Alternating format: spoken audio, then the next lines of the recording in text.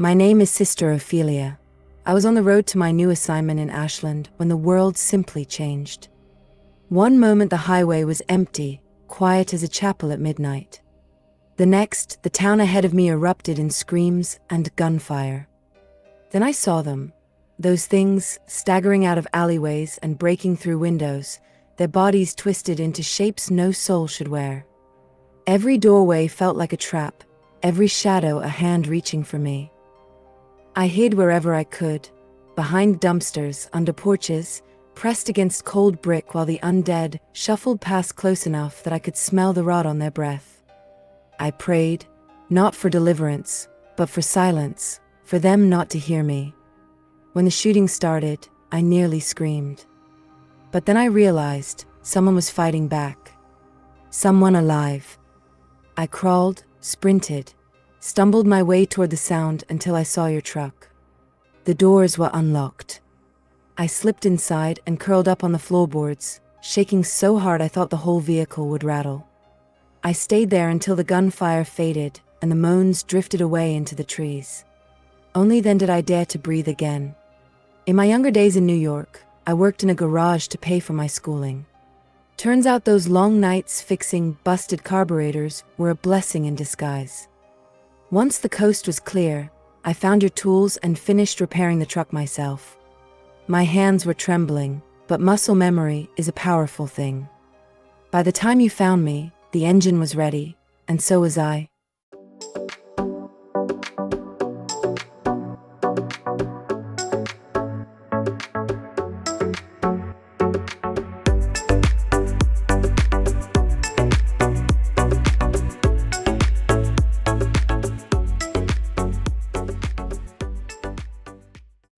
Hello everyone, and welcome back to the Solo Gamers Club. My name is Keith, and tonight we're going to continue with our campaign playthrough of Last Night on Earth using my campaign rules. In the previous video, our survivors were able to win their scenario, and they were able to convert the town of Cornucopia into a safe area. And that's where we're going to begin this video. Now in the previous video, I forgot to check the gas level of our truck. We have the option, while we're moving on the campaign map, to use a vehicle or to proceed on foot.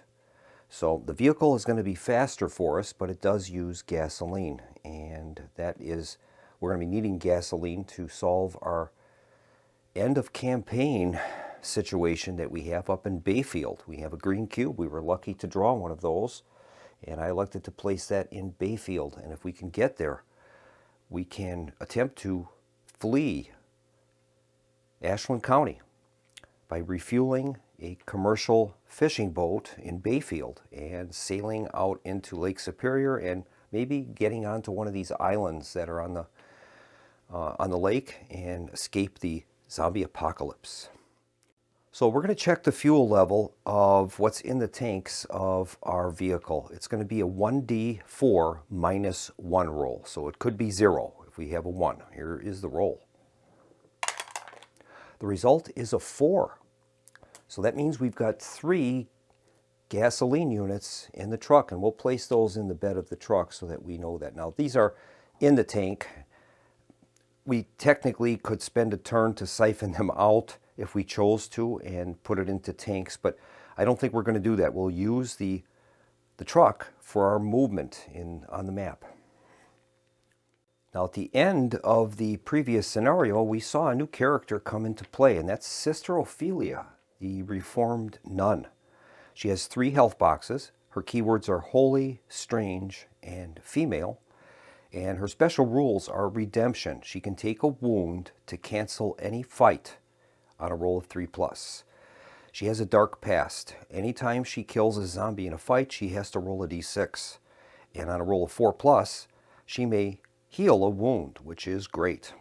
And her flavor text reads, "I've done a lot of things I'm not proud of." All right, so she is going to be our new hero in the party. Our party consists of Detective Rochelle Winters. She has 1 experience point and no wounds. Sam the diner cook also has an experience point, but he has 1 wound left over from his previous actions. Sister Ophelia we discussed, and then we have Jake Cartwright the drifter. He has 1 wound currently. He also has the jacket, which gives him an extra wound box, and Detective Winters elected to keep the flashlight as her carryover item for the next scenario. So we're going to continue on with the playthrough, and we will go through our campaign turn sequence. Now, I made a change in the rules. Originally, I had it during step 2 of our dread track roll. I had it as a d6 roll of 1 to 2 would move the dread track up by 1. But I think we need to put a little bit more pressure on our party, so I'm going to increase that to a 1 to 3. So it'll be a 50-50 chance of that dread track increasing. Now, our first step is step 1, consume supplies. The team must discard a food cube, or a random hero is going to take a wound. Well, we don't have any food in our supplies, so someone's going to have to take a wound, and we're going to roll a d4, and we'll use our hero numbers to decide who that is. Here's the roll. The result is a 1, and that's going to be Detective Rochelle Winters, and she's going to gain a wound token. That'll be the first of her 3 boxes. Next, we're going to roll a d6 and see if the dread track is going to increase. It will increase now with the new rules on a 1 to 3. Here's the roll. Roll is a 6, so we have no increase in the dread track. That's going to remain at 2. Step 3 is we have to select a travel path and a travel mode. Now, since we have a vehicle, it has 3 gas in it, we could use the vehicle. It's going to give us a faster rate of travel. The other option is to move on foot. Those are our options, but I think we're going to go with the vehicle. Now, that's going to use up a gasoline. Consulting our movement chart, we find out that the vehicle can move up to 2 spaces per round, whereas on foot we're limited to just 1. Now, the special rules for traveling on a highway, which is what we're going to be doing, we're going to be leaving Cornucopia and traveling towards that waypoint. And that says there's a high risk of roadblocks. If in a vehicle, roll a d6 when entering a waypoint. On a roll of a 1, the highway is choked with abandoned cars. Movement stops immediately and the vehicle must be abandoned. So that is where we're heading. So we're going to move our token onto that waypoint, and we'll be using a highway as our direction of travel. So we're going to make a d6 roll and find out if there's a roadblock of abandoned cars there. Here is the roll.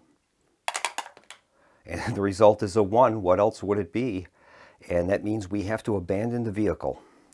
So the vehicle is now abandoned, and we're going to be on foot for the rest of the way out unless we can find another vehicle. So our vehicle is gone. All right, step 4, we're going to consult our travel events chart. And we have to roll once for each space that we enter during the current turn. Well, we've entered 1 space. So we're going to be rolling a D100 and consulting the travel events chart. Here is the roll. The result is 21. Let's see what that is. 21 is a lost hunter. Gain a random hero. Roll a die. On a 1 to 3, there's no effect. On a 4, 5, or 6, he's going to start with a wound, and on a 6, he would start infected. So we're going to have an extra hero to help us. That is awesome. Let's roll a d6 and see what his status is. It's a 5. A 5 is going to be, he'll start with a wound. So let's see which hero we've got. All right, these are our character sheets. I've shuffled them. I'm going to give them a cut, and we will see which character is going to join our party. And this time we've got Kenny, the supermarket bag boy. All right, Kenny. He's a student, strange, male. His special rules are clean up on aisle 7, may take a wound or discard an item to kill any zombie beaten in a fight, even if no doubles were rolled, and he's youthful. He can give up an action to fully heal. He's got 2 health boxes. We're going to assign him player number 5, and he will be our 5th player for this upcoming next scenario that we're going to be playing when that happens. So our heroes have safely arrived. They had to abandon their vehicle, so they're on foot now, and they're on a waypoint to the northwest of the Bad River Indian Reservation. All right, that was going to complete the turn. We haven't arrived at a square location, so there'll be no scenario to play. So we'll continue on with another round. And once again, we have to consume supplies. We don't have any. So a random character is going to have to take a wound, and we'll roll a d6. On a 1 through 5, it'll be one of the characters. A 6 will be a reroll. Here is the roll. Result is a 2, and that's going to be Sam the Diner Cook. That's going to be his second wound out of 4 health boxes. Next, we're going to roll to see if the dread track will increase. On a 1 to 3, it will move up 1. And the result is a 3, so our dread track is going to increase. So our dread is going to increase. It's up to number 3 now. We're still in the standard rules region, but if it goes up another one, the horde is going to grow, and the maximum zombie pool on the board will be increased by 2. So instead of 14 zombies, there would be 16 of them in the pool. All right, next we're going to pick our travel path and our mode of travel. Well, we're on foot. There's no choice in the matter. We're going to be taking the highway to this next waypoint. That's where we're going. And now we're going to have to make a roll for our travel events, D100. The result is 89. Let's see what transpires us this time. And 89 is an abandoned roadside diner.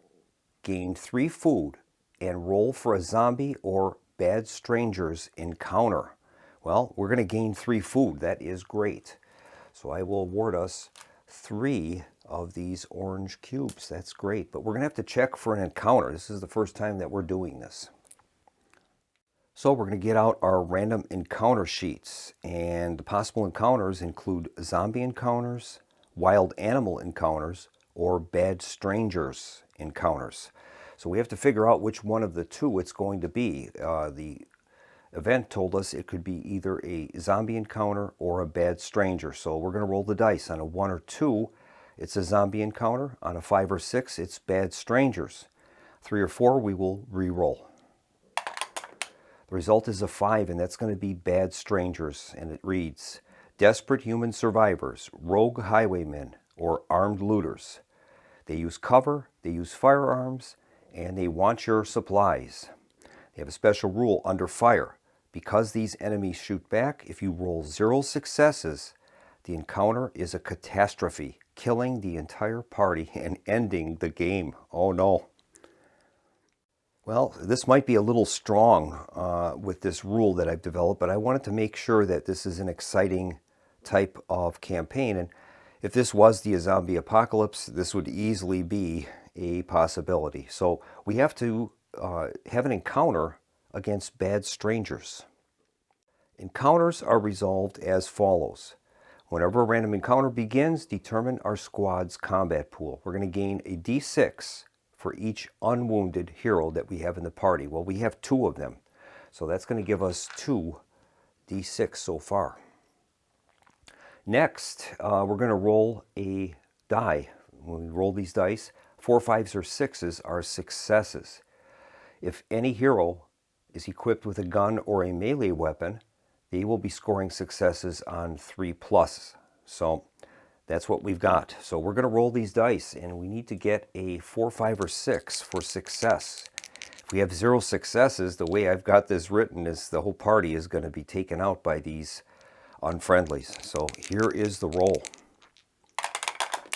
Well, we have 1 success. The other one is not a success. 1 success against bad strangers is bloody standoff. You trade shots and force them to retreat, but you waste precious resources. Lose 1 ammo or 1 wound on a random hero if you have no ammo. Well, we do. So I guess that ammo, even though we don't have any guns, you could still utilize that in some fashion, maybe making a improvised explosive or whatever. So we're going to use one of our ammunition tokens that we had in the reserve. And that will prevent us from taking any wounds. And we've resolved that encounter in that space. As it stands now, we've got 1 gas and 3 food. And that is what is in our inventory. So we're going to start another round. So we're going to begin the next round, and we have to start by consuming supplies. And luckily that roadside diner gave us 3 supplies. We're going to spend 1 of those, and that will prevent us from taking any wounds from hunger. That is awesome. Next, we'll make our roll for the dread track movement. On a 1, 2, or 3, it's going to increase. The roll is a 5, so we're safe for the moment. That's great. Next, we'll select our travel path, and we're going to continue on with our plan to probably go to Bark Point State Park and pick up that gasoline. We'll need that with our additional gasoline that we have in the hero inventory, and then travel to Bayfield to attempt our exit. So we're going to move, taking that highway up to that waypoint. Now we're going to consult our travel chart, and here is the D100 roll for that.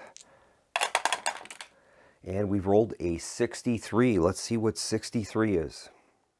63 is pit trap. You stumble on a pit trap. If on foot, a random hero gains a wound falling into the hole, and we are on foot. So we'll have to make a random hero roll and see what happens. Here is the roll. The result is a 1, and that is Detective Winters. She's going to be taking her 2nd out of 3 wounds. So evidently someone had dug a pit trap to try to trap these zombies, I guess, and unfortunately Detective Winters fell into it. All right, that's going to bring the round to a close. And we'll start another round, and we begin with our consuming supplies. We have 2 food. We'll use up another 1, and that'll prevent any additional wounds to our party. So we will do that. We'll check for the rise in the dread track, and this represents the zombies multiplying. Here's the roll. And once again, we've gotten lucky. We've got a 4, and that means no increase in the dread track. Now we're going to pick our travel path, and I think we're going to take this gravel road into Bark Point State Park. We will do that. And we're going to make a travel roll first before we get there. Here is our travel roll. We've rolled an 11.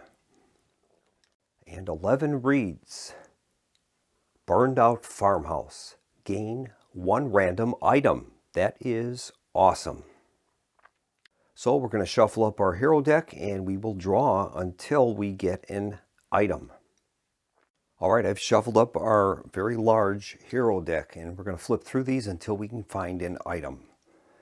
And let's see what we've got. First one is an event and a townsfolk. Next one is a hedge trimmer. It's a double-handed weapon, and that is an item. Combat bonus, the hero may roll 1 extra fight dice for each zombie currently in their space. And that's a double-handed weapon, so let's give that to one of our characters. All right, so we have a hedge trimmer that we were able to find while on the road. We can assign that to any of our heroes. And I think probably would make the most sense. We've got some wounded characters, so that's unfortunate. But I think we will give that hedge trimmer to Sister Ophelia. She is currently unwounded, and I think that would probably work well for her. So we'll give the reformed nun a hedge trimmer. So we have arrived at Bark Point State Park. There's fuel there, and we're going to take that fuel, and that is our 2nd fuel cube now. That's just what we need in order to commence our operation at Bayfield and try to escape.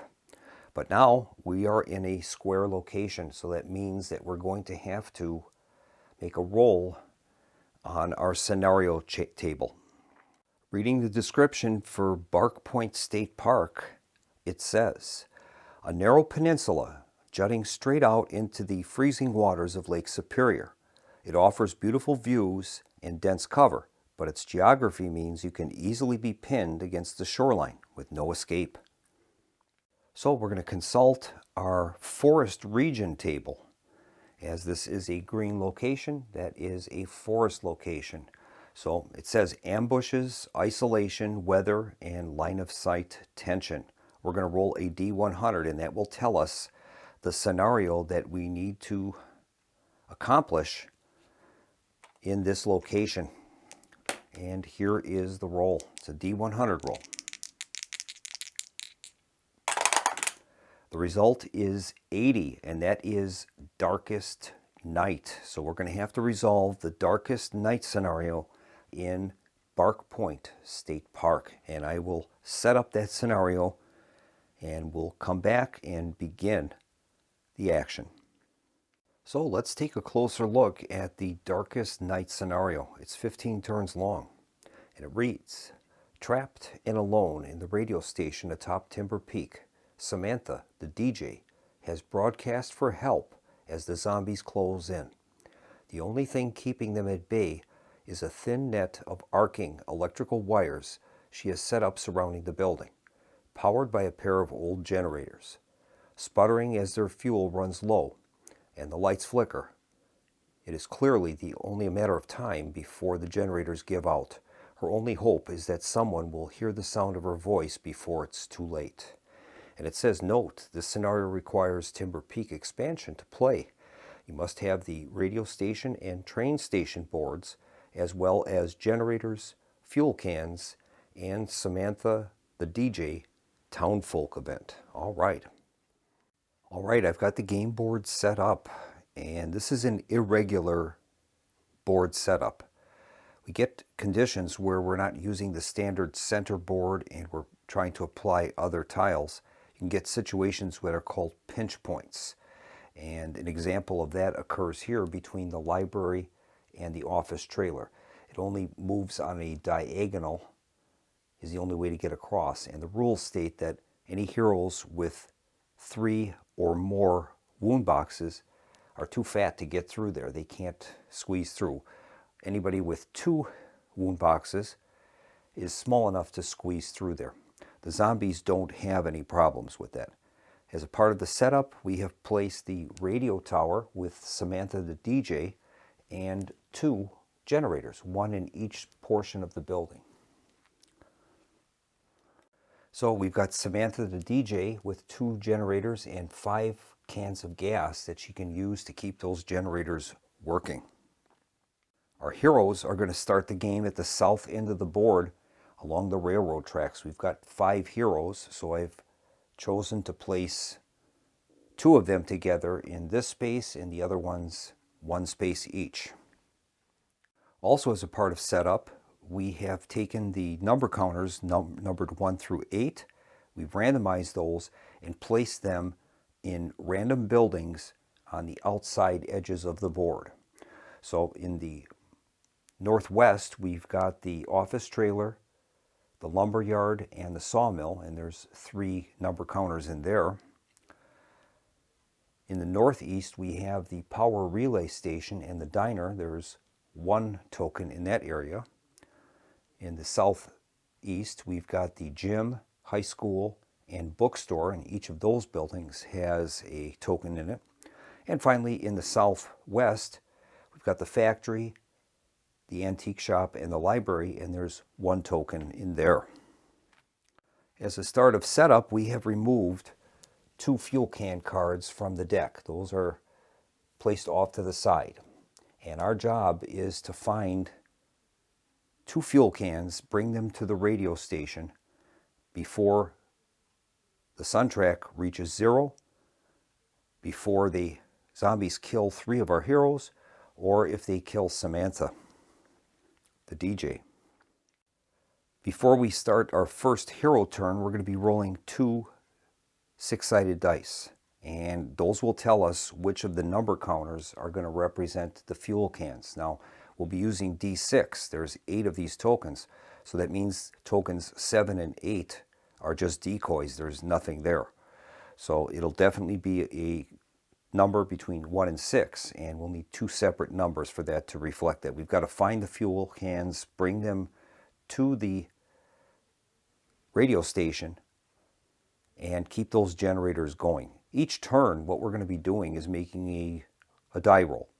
And if we roll a certain number, the generators will continue to work. As long as the generators are working, the zombies cannot enter the radio station. If one of the generators goes out, the zombies will be able to move into that part of the radio station. There's two parts to it, a north and a south half. This generator controls this part. That generator controls the northerly part. And as long as we can keep Samantha alive, that will go towards us winning the scenario. If the zombies can get in there and they can move into her space, we're going to make a die roll. It won't be a regular standard combat. It's going to be, I believe, a 1 or 2 would result in her being killed. Now, we're not going to be using the random buildings as we would normally with the arrows in the center like that. They have a special diagram called a random board section diagram. I'll bring that up on the screen. And we'll be using a D6 roll to determine which board will be used, and then we would roll for the individual buildings within that board section. I've counted out 65 cards, 65 hero cards, and 65 zombie cards in addition to the zombie fight cards.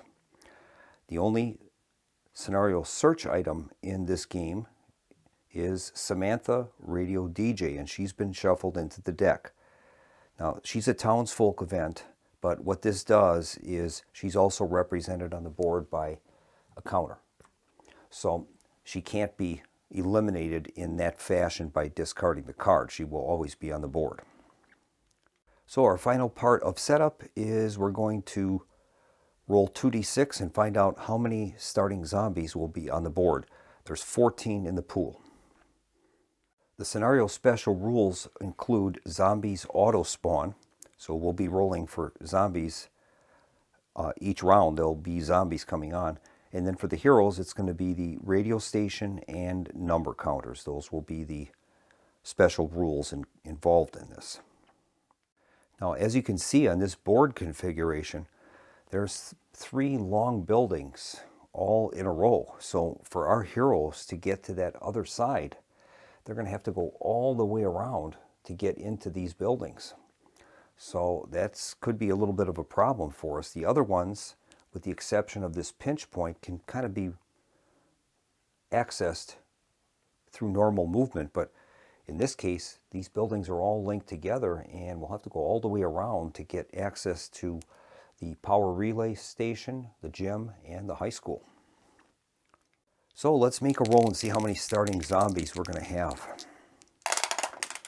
And we've rolled an 11. Whoa. Okay, there's going to be 11 of them. And I'm going to roll for a random building to determine my starting location where the 11 zombies will be placed out as evenly as possible. So we'll consult that random building table and find out where we're starting. It's a 3, so that's going to be in the southerly section here. So the first one is going to start there. And we will start deploying 10 additional zombies from the pool in a clockwise fashion until they're exhausted. All right, so we've got 3 zombies remaining in the pool. The other 11 are placed on the board as follows. We've got 3 in the refinery, 2 off the edge of the bowling alley, 2 near the sawmill, 2 inside the power relay station, and 2 more north of the bookstore. And it says the heroes must find both fuel cans and get them both inside the radio station before sundown to win. The fuel cans are represented by 2 of the number counters that are out on the board. We're going to be rolling 2 dice to determine the 2 random number counters that will represent the fuel cans. Note, this means that the number counters 7 and 8 are decoys. So let's find out which numbers are going to represent the fuel cans. Here's the first roll. Number 6. So we're looking for token number 6 And the next one is also 6. It can't be. We have to roll a new one. Another 6. So it's going to be tokens 5 and 6 are going to represent the fuel cans. All the other numbers will be nothing there. We'll keep these dice at the top of the table near that card stand I have, and that will tell us which ones are the fuel cans. We can lose the scenario if the zombies can kill 3 heroes, kill Samantha, or if sundown happens before we can get that gas to the radio station. Now, I've never played this scenario, so this should be very interesting, not only for me, but for the viewers. It took quite a while to set this up because these are there's a very specific way that these tiles were laid out here, and we had to start with the train station and the radio station in a fixed place, and the other tiles were laid out randomly. Now at the start of each of the hero turns, we're going to be rolling 2 dice and we will add them together. If the total is 7 or higher, the generators will keep working without fault. If the total is less than 7, the generators will begin to sputter and we'll have to remove one of our 5 starting fuel tokens there. As long as we've got fuel, the generators can keep working. Once one of the generators gets out of fuel, it'll be turned over to the red side, and once the generator's on the red side, the zombies will be able to enter that part of the radio station. So we've got to keep that gasoline, to keep those generators running, to keep the zombies away from Samantha. One other point is that Samantha, the radio DJ, is a scenario search item, but as a card, it is not needed to win. It represents her talking to the heroes over the radio and helping them out, and also prevents her card from ever being removed from the game. So we're ready to start the scenario, and we're going to begin by setting our sun tracker to 15, which is what the scenario says the number of turns are. So we'll get our tracker out and set that on 15. Incidentally, I should also point out that we can move Samantha. She moves as a normal hero would with a D6 roll, but she can only move within the radio station. She can't leave the radio station. All right, the starting zombie cards are going to include Fight for Survival, Bitten, and Infected. We have to play the Play Immediately card, and that says the zombie player chooses a card title from any card in the hero card's discard pile, then removes all copies of that card in the discard pile from the game. You may not choose a scenario search item. The hero players may now do the same for the zombie card's discard pile. Well, there's no discards, so this card is simply going to be discarded and not played. The other ones are going to be Bitten. Play this card when a hero kills a zombie in a fight. The next time the hero would be wounded, instead they are turned into a zombie hero. Finally, Infected. Play when a hero takes a wound from a zombie in a fight. Place an infected marker on the hero. Okay. Step 3 is going to be roll to spawn new zombies, but unfortunately this scenario has zombies auto spawn, so we will not be doing step 3 in this scenario. We will always be placing newly spawned zombies. Next, the zombies are going to move. All right, the zombies have moved. There is no combat to start, which is great. Our last step is to spawn new zombies. And they're going to be spawning 4 zombies. Incidentally, I've elected once again to not add in any of the dots system into this scenario. I think this is going to be hard enough as it is. So I'm going to place the new zombies. We've rolled 4. There's only 3 in the pool. So we'll find out where the starting area for the zombies to be placed will be. It's going to be in location 5, and that's going to be in this southeasterly portion of the board. So we'll place one of them there, and then we'll start placing them clockwise from that point. Here and here, which is not good for us. That is going to complete the zombie turn. We'll move on to the hero's turn. All right, the heroes are up, and I think we will start with Detective Winters. Now, she's pretty badly wounded. She's got 2 wounds, so we'll have to see what she can do. We'll have her roll a die for move and see what happens. Okay, she's rolled a 4, and she's trying to get to these buildings now with the tokens. That's where the gas is going to be. But she can also do standard searches and hoping to find something. But she has 4 movement points, and the closest token that we can reach is probably in the antique shop, but there's zombies there, so we might have to go around possibly. Let's see what we can do. Quite a bit here as well. So she's got 4 movement points. We'll have her move 1, 2, 3, and 4, and she'll just move there. Try to keep some distance from these zombies. All right, that's going to complete her turn. Next is Sam the Diner Cook, and we'll see what he gets for move. He's rolled a 3, so he's got 3 movement points. All right. He currently has 2 of his 4 wound boxes filled. So I guess we'll have him move 1, 2, and 3. All right. All right, next up, I think we're going to have Sister Ophelia go. She has the chainsaw, and that is the hedge trimmer. That is going to allow her to roll an extra die for each zombie in the space. So that might not be a bad thing for her to move in and try to take out those zombies with the hedge trimmer. It's kind of a risk, but I think we'll try it. Here's her roll for move. Well, she's rolled a 6 for movement. That would really allow her to move pretty far. Maybe we'll pass on that, and I'll have her move 6 points, and I'll try to maybe get her into a building or something.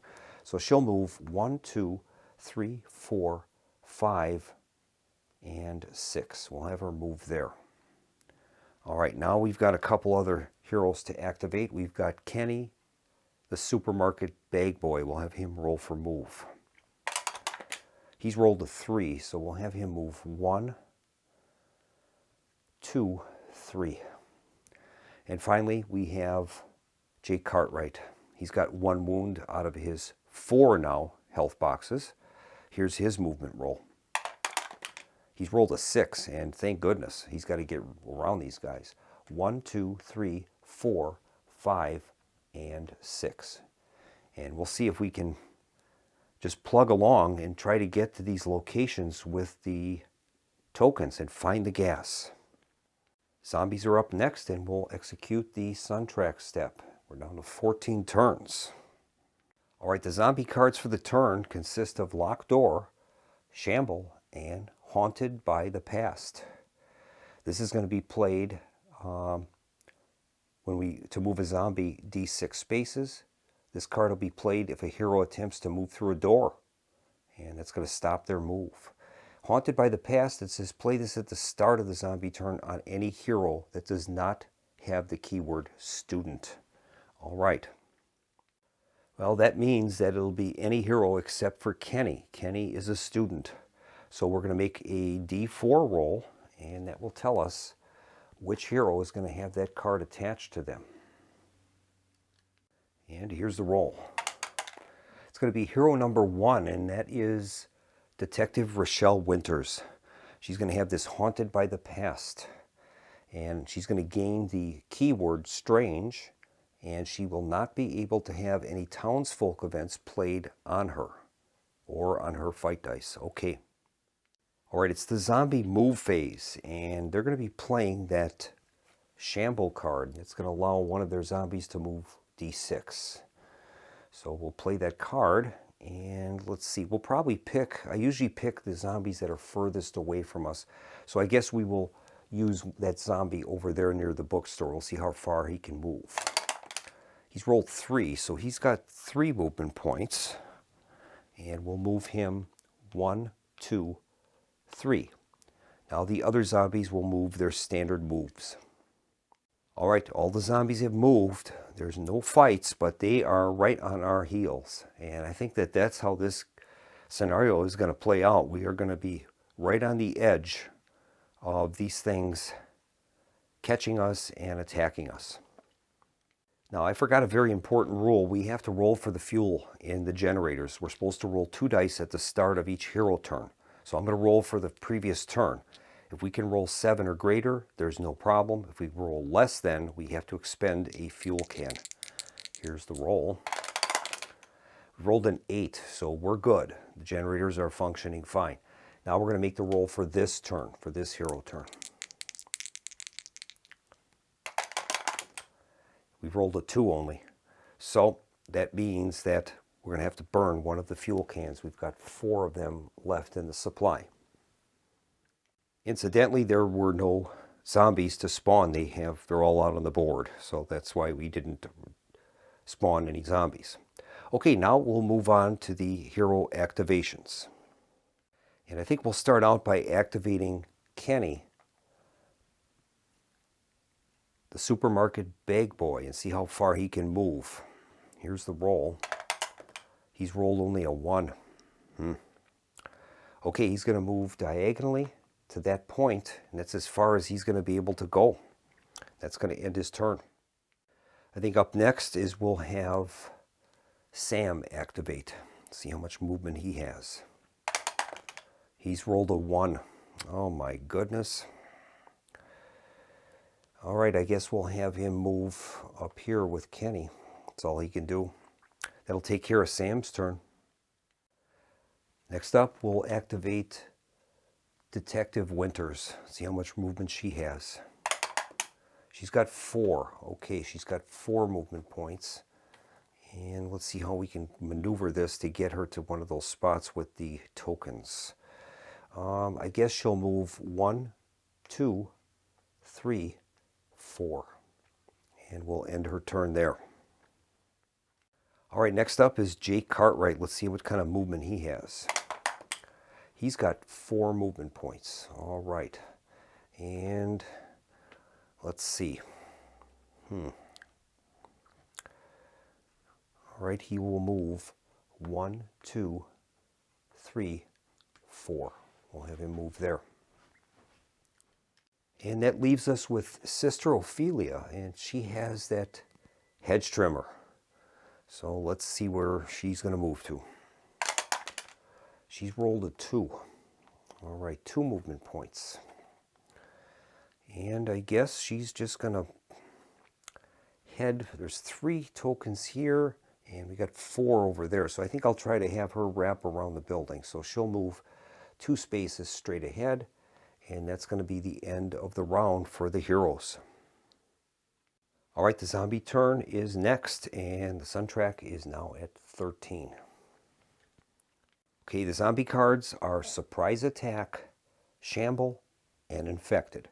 Surprise Attack is a play immediately. Take a zombie from your zombie pool and place it in the same space as any hero within a building. If there are no zombies in the pool or heroes in buildings, discard this with no effect. Well, we have no heroes in buildings, and there are no zombies in the pool, so that is discarded with no effect. The other cards are Shamble and the Infected card. The Shamble card we will play during their movement phase. And the Infected card is if a hero will take a wound. Okay, we'll move on to the zombie movement phase. They're going to be playing a Shamble card. It's going to give one of their zombies a D6 movement. And I guess we'll keep doing what we're doing. We'll select the farthest zombie away and have him move. He's rolled 2, so he has 2 movement points, 1 and 2. Now the other zombies will move.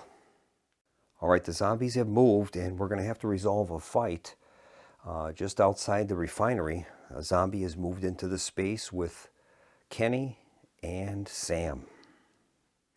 All right, so either of the characters can take the combat. Sam has 2 wounds. He has 2 health boxes left. Kenny is unwounded, but he only has 2. So I guess we will have Sam take care of that, and he will fight the zombie. All right, let's see if there's going to be a zombie fight card involved in this combat. Okay, they rolled a 5, so no card.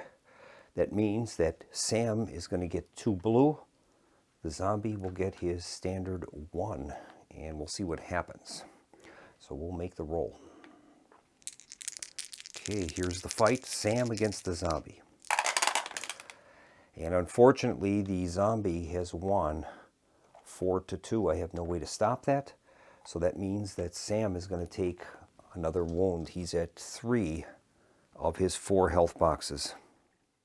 All right, the zombies are going to play a card, and that is the infected card. Play when a hero takes a wound from a zombie in a fight. Place an infected marker on that hero.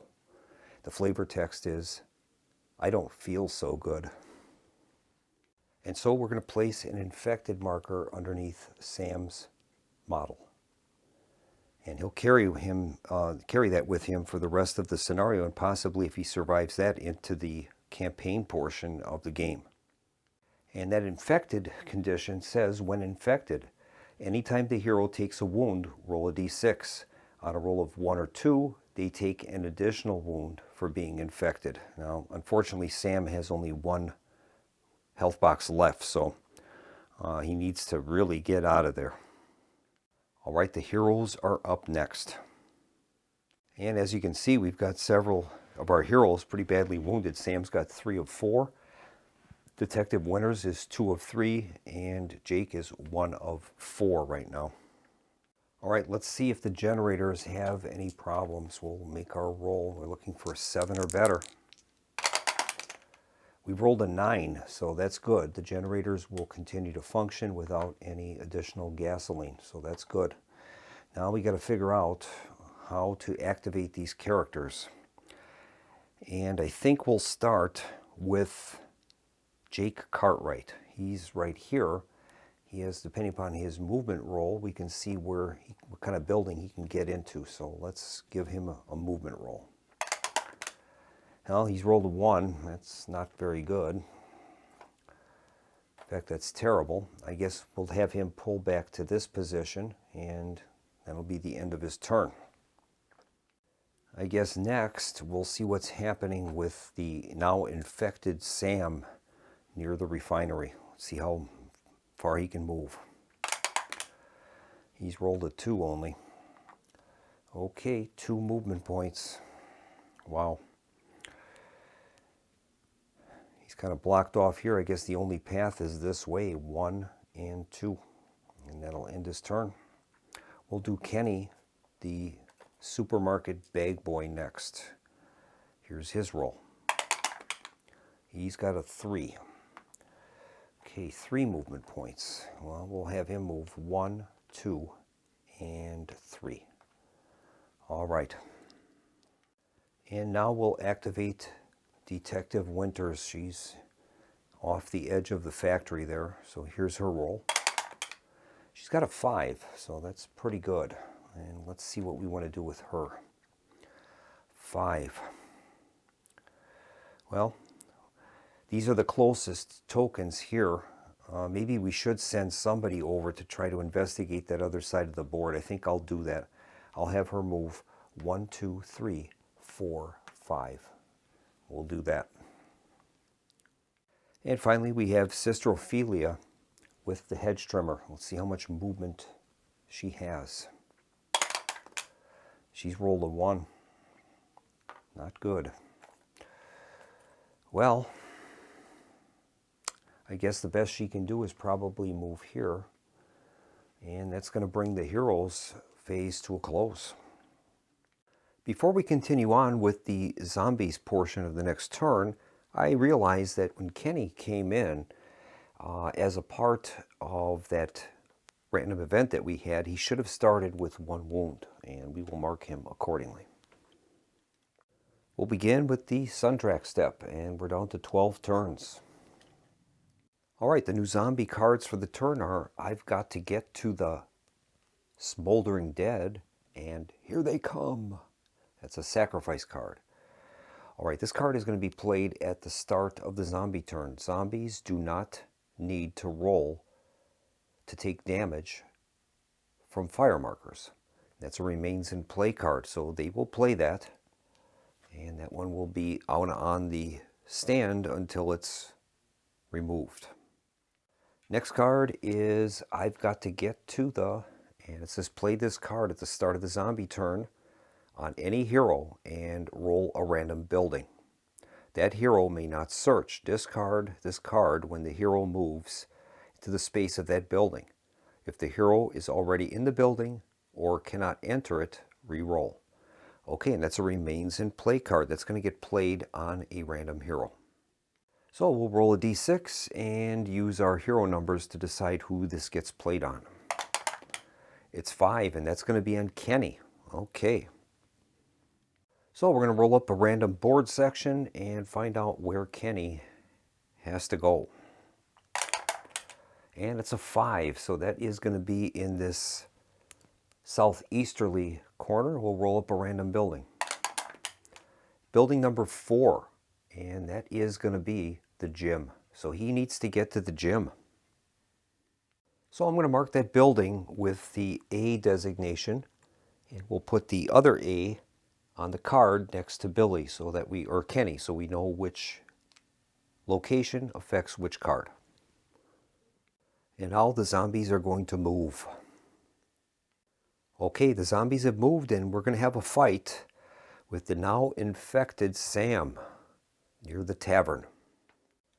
We'll check for a zombie fight card. Result is a 9, and there will be one. And that fight card is revealed to be Arrgh. Fight. Play this card to let a zombie roll 2 extra fight dice.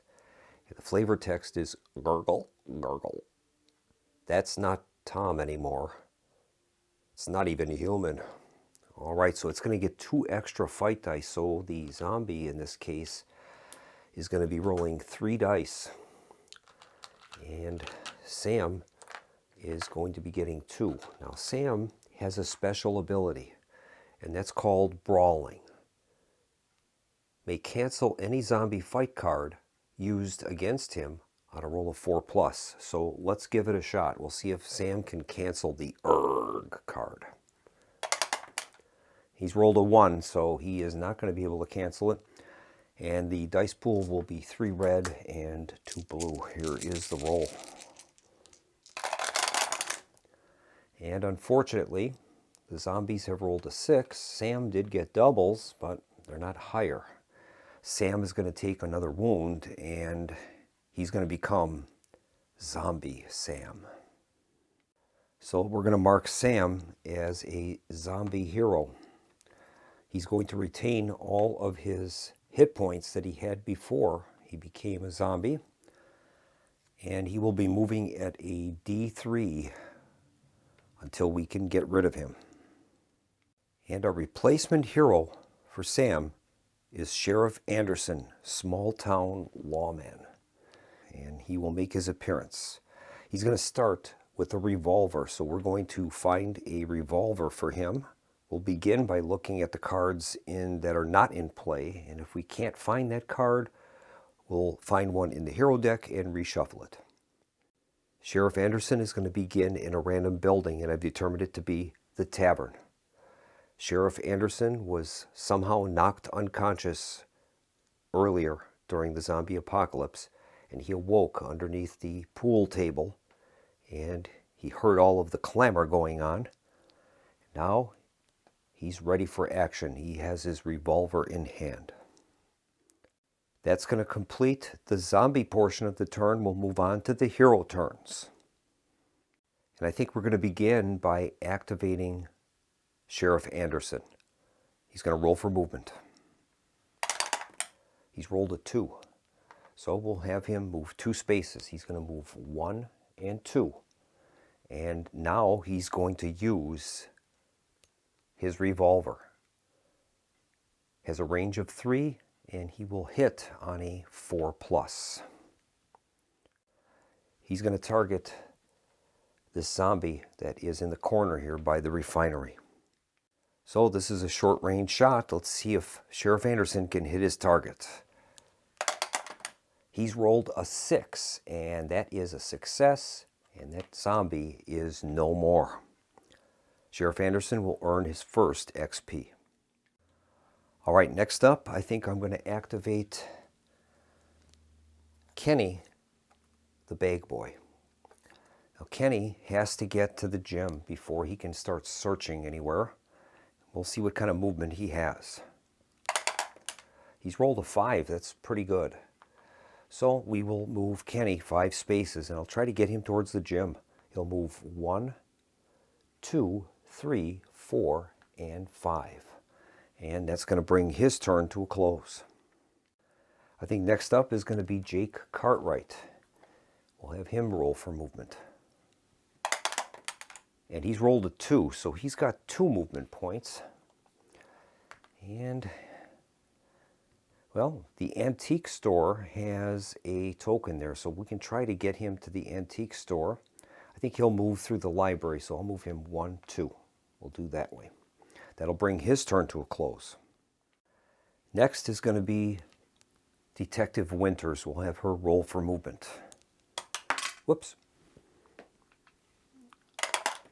And she's rolled a 4. Okay, that's good. And I think we're going to move her into the power relay station. 1, 2, 3, 4.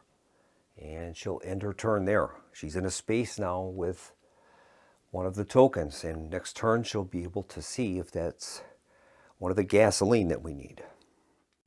And finally, we have Sister Ophelia with the hedge trimmer. Let's see what kind of movement she has. 1.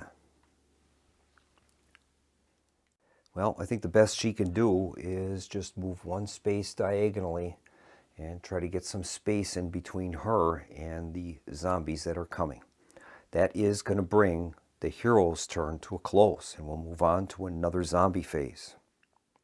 All right, the zombies are up, and we're going to move that sun tracker down to 11. We've got plenty of time, but we've got a lot to accomplish. So we're going to need probably a bit of luck to complete this scenario. The new zombie cards are Night That Never Ends, Relentless Advance, and Hysteria. We'll start with the Play Immediately card. The zombie player chooses a card title from any card in the zombie discard pile, then shuffles all copies of that card from the discard pile back into the deck. The hero players now do the same for the hero deck pile. Well, there's no cards in the hero deck discard, so only the zombies will be able to do this, and they can select a card title from any card in the zombie discards. They'll do that. The most logical title will be these 2 shamble cards. Those are going to be shuffled back into the zombie deck, and we've played Night That Never Ends. All right, we've ran the zombie deck. We've added those cards into the deck, and we've ran it through the shuffler. Next card is Relentless Advance. Play at the start of a zombie turn. Roll a d6. Immediately move that many zombies 1 space. Those zombies may move and fight normally. And the flavor text reads, "How do you stop these things?" All right. So they're going to play that card, and we're going to roll a d6 and find out how many zombies are going to move 1 space. And the result is 5, so 5 of them will move. Well, I think with this movement, it probably would be wise for the zombie players to try to get into attack position on as many of these creatures as possible. So they're going to move 1, 2, 3, 4, and 5. So that's their free moves. We still have another card left, and that is the Hysteria card. That card reads, play this card at the start of the zombie turn on any hero. While this card is in play, cancel any hero event card played on this hero on a d6 roll of 3+. Stay back, all of you. And that remains in play. Well, we'll roll up a random hero to play that card on. Hero number 4, and that is Jake Cartwright, so he has Hysteria. All right, that completes the card play, and we're going to go on to the move zombies phase. All right, all of the zombies have moved, and we're going to have 3 fights to resolve. We've got an attack upon Jake Cartwright in the library, a double attack on Sheriff Anderson outside of the refinery, and a double attack on Sister Ophelia. We'll start out with the attack on Jake Cartwright. And we'll roll to see if there is a zombie fight card. Result is a 9, and there will be. That card's revealed to be Vicious Attack. Roll an extra fight dice. If the zombie wins the fight, they do an extra wound to the hero. Oh boy, not good. All right, so in this case, they're going to get an extra fight dice. So it's going to be 2 dice to 2. And if the zombies win, they're going to do 2 damage to Jake Cartwright. Here is the roll. And unfortunately, Jake has won 6-1. So we don't have to worry about any wounds. That's great. All right, next up is the attack, the double attack on Sister Ophelia. We'll see if we're going to have a fight card. Roll is 2, so the first attack will not have one. Sister Ophelia is currently using a hedge trimmer, and she can roll an extra fight dice for each zombie currently in her space. So in this case, she gets her normal 2 plus 2 additional dice for the 2 zombies in her space. And that is great. So she'll have 4 dice. The zombies will roll 1. All right, here is the first attack on Sister Ophelia. Sister Ophelia has rolled higher, and she has doubles. So she's killed the first zombie. That is going to earn her an XP. That's her first one. Now the second attack, and we'll see if this zombie has a fight card. Does not. In this case, her dice pool will be her normal 2 and 1 extra dice for each zombie in her space. So she'll have 3. The zombie will have 1. Here's the attack. And she has won that fight 6-4. All right. And finally, we have the double attack against Sheriff Anderson. And here is the first attack. We'll see if it has a fight dice. It does not. So in this case, Sheriff Anderson will have 2 dice, the zombie 1. And we'll see what happens.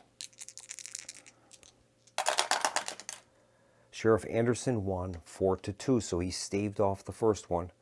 Now he's got to deal with the next one. See if that one has a fight card. Does not. So same situation, 2 dice to 1. Sheriff Anderson has won 6-3, and he staved off that zombie. All right. And finally, on the zombie turn, we're going to spawn new zombies. So we'll make a roll. There's 2 of them in the pool. So here's the roll. Both of them are going to come out, and we'll start with a random building location to start the placement. Result is a 6. A 6 is in the northwest corner. I'm sorry, northeast. So it'll be in the power relay station, and the next one will be outside of the bookstore. All right, that completes the zombie turn. All right, the hero turns are up next, and I think we'll start with Jake Cartwright. He's in the library with a zombie on him, so he'll roll for move. He's rolled a 5, and that's great. So he's got 5 movement points, and let's see where we can take him. Well, I think we'll move him into the lumber yard. 1, 2, 3, 4, and 5. We'll move him up there. That seems to be kind of safe there. And that's going to bring his turn to a close. Next up, we'll move Kenny. He's trying to get into the gym to get rid of that I've got to get to the gym card. Here's his roll. He's rolled a 4. All right, so he'll move 1, 2, 3, and 4. Next up, I think we will activate Sister Ophelia. Here's her roll for move. She's rolled a 1. Well, I guess she's going to move straight back 1 space, and that's going to bring her turn to a close. Not very good on movement. Next up will be Sheriff Anderson. He'll roll for move. And he's rolled a 2. So he's got 2 movement points. And I think he will move.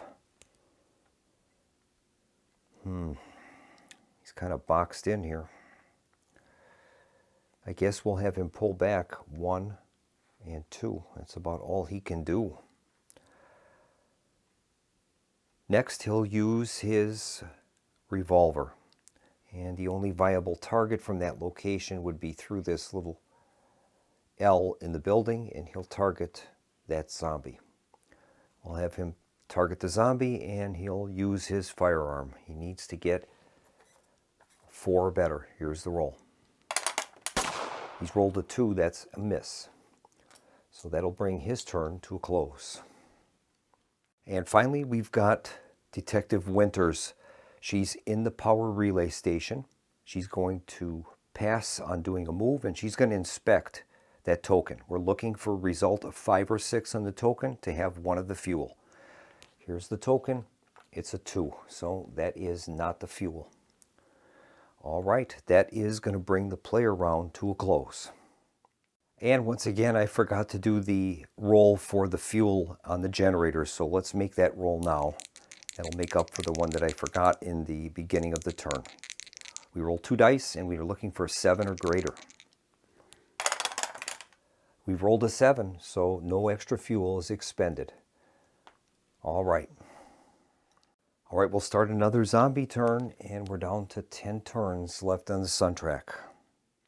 Zombie cards are revealed to be Shamble, Rookie Mistake, and Fire. The Fire is a play immediately card. A fire breaks out. Place a fire marker in any empty space adjacent to a zombie. All right. And I think we'll place this fire next to this zombie right here. And that is the initial phase of a fire breaking out next to the zombie. Next step is for the zombies to move. And they're going to use the Shamble card. And that will allow 1 zombie to move d6 spaces. And I think we will select this zombie here. We'll see how far he can move. And he's rolled a 1, so he only gets 1 movement point. And we'll move him there. Now all the other zombies will move. All right, we're going to have 2 fights. One of them will be against Sister Ophelia with a fire next to her. And another one is going to involve Sheriff Anderson and Zombie Sam. Zombie Sam and another zombie. We'll start with that fight first. And we'll see if Zombie Sam gets a fight card. The result is a 9, and he will. So he's going to have a fight card. And the fight card is Undead Hate the Living. Play this card to hate a hero, forcing them to re-roll any number of their fight dice, zombie's choice. And the flavor text is yum, yum, yum. So we're going to have 2 dice for Sheriff Anderson, 1 for Zombie Sam, and he gets to force a re-roll if he chooses. Here's the roll. And at the moment, Sheriff has won 4-3. Zombie Sam is going to force a re-roll. And he's done it. Zombie Sam has won 3-2, and he's going to inflict a wound on Sheriff Anderson. That's his first of 3 wounds. Now the standard regular zombie will strike. Does he get a fight card? He does. Another fight card. And this card says fight. Choose a hand weapon that the hero has. That hand weapon may not be used in this fight. It says, why, God, why? Well, Sheriff Anderson currently has a ranged weapon that is not considered a hand weapon, so that card will not have any effect on this fight. Sheriff Anderson will have 2 dice, the zombie 1. Sheriff Anderson has won the fight 6-5, and he staved off that zombie. All right.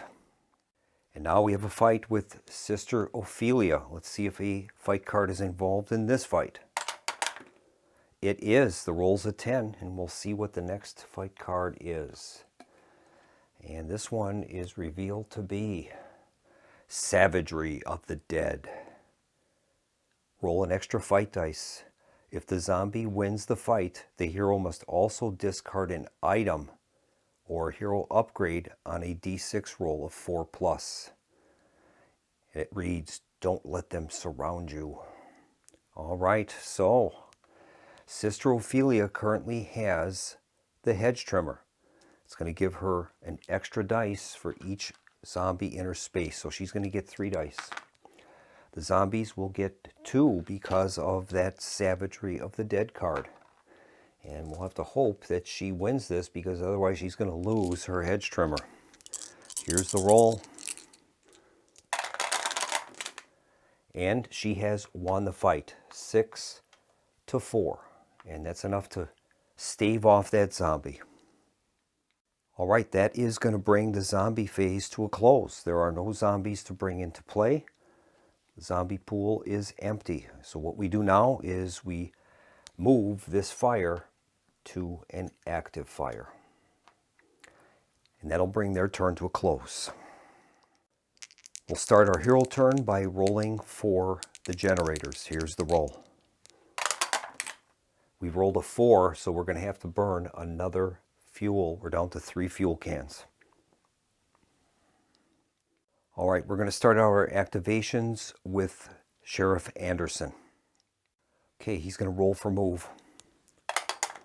He's rolled a 3, so he's going to move 1, 2, and 3. And there he is going to target one of the zombies in the building. It's against the building wall, so he can fire into that. And here's his shot with the revolver. He's rolled a 5, and that is a hit. And he shot one of those zombies through the window, right through the head. And that's going into the zombie pool. Sheriff Anderson will earn his 2nd XP. All right, next up is going to be Jake Cartwright. He is in the sawmill. He's going to forego his move, and he will examine that token. We're looking for token number 5 or 6, and we've got 7, so that is not it. He has not found the gasoline. That's going to bring his turn to a close. All right, Kenny the Big Boy is up next, and he rolled a 4 for movement. So he's going to move 1, 2, 3, and 4. He's trying to get into the gym so that he can get rid of that card that will allow him to do searches. That's going to complete his turn. Next up is Sister Ophelia, and she will roll for movement. She's rolled a 4. Okay, that's pretty good. She's got 4 movement points. And let's see what we want to do with her. Well, I think we'll have her move 1, 2, 3, and 4. She'll move there. And finally, we have Detective Winters, and we'll see what she gets for move. She's rolled a 6. That is awesome. She's going to move 1, 2, 3, 4, 5, and 6, and she will enter the bookstore. And that brings the hero turn to a close, and I think what we're going to do is end this video here, and we're going to regroup for our next episode of Last Night on Earth, the campaign. And we're playing the scenario Darkest Night, and this is a very challenging scenario. The board layout is very difficult for the heroes to manage. It's currently 10 on the sun track. It's going to be going down to 9 with the start of the next zombie turn. So we've got roughly 9 turns to accomplish our goals. So far, we're not doing very well. We've examined 2 of the 8 possible tokens. We're looking for token numbers 5 and 6. So until next time, this is Keith from the Solo Gamers Club, thanking you for tuning into the channel. And I hope that you're enjoying this playthrough of Last Night on Earth, the campaign.